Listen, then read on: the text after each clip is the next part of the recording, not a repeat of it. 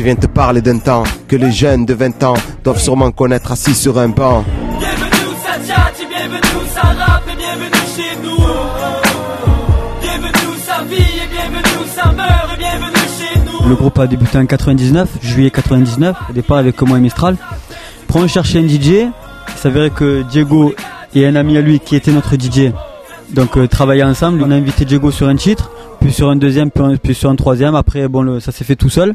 Comment vivre zen ici? Tu vois le monde a changé. Je veux vivre là-bas, loin de ce monde ingrat et pouvoir vivre sans monnaie. Nous on se met à l'idée qu'on vivra l'éternité, de quoi nous émerveiller. On a choisi ce titre pour notre album car c'est vraiment l'image et le titre qui revenait quand on écoutait l'album dans son intégralité.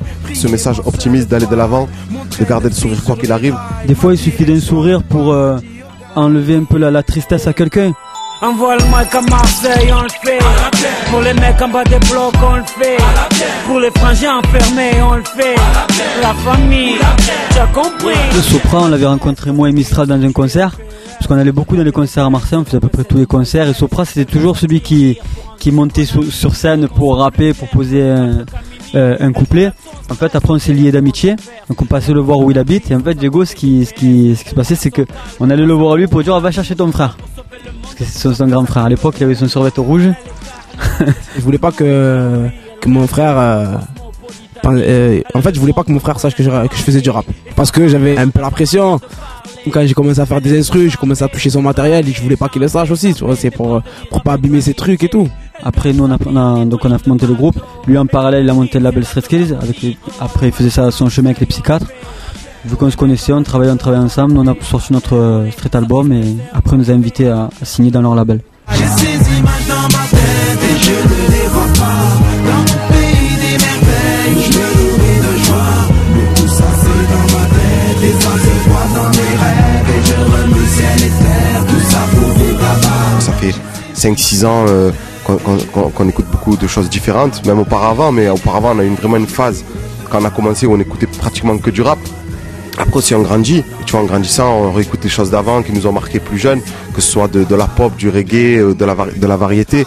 Donc après c'est vraiment par plaisir et que ça amène quelque chose au groupe et que ça amène un nouveau truc en nous, ça nous remotive quoi.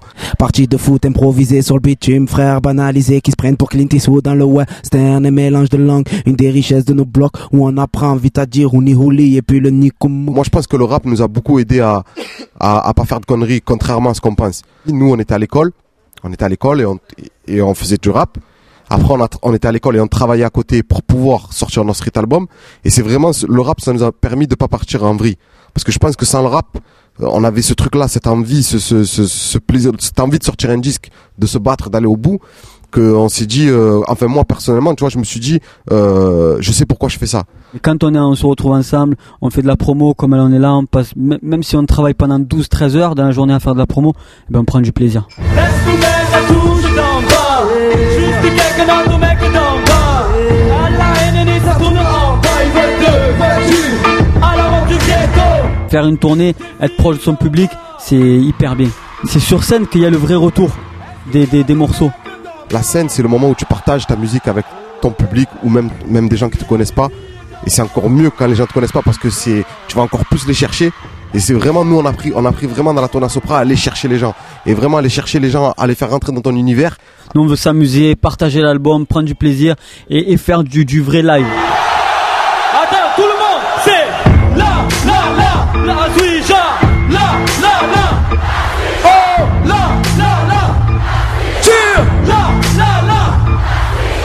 C'est vraiment de se faire plaisir, de faire quelque chose qui te ressemble, de garder les pieds sur terre, d'avoir quand même à côté l'école ou un travail, de pas se lancer corps et âme dans la musique comme ça, sans savoir exactement où tu vas, si tu n'as pas une structure vraiment carrée qui te permet de sortir de vrais projets et d'avoir une assise financière, pas de partir à l'aventure comme ça.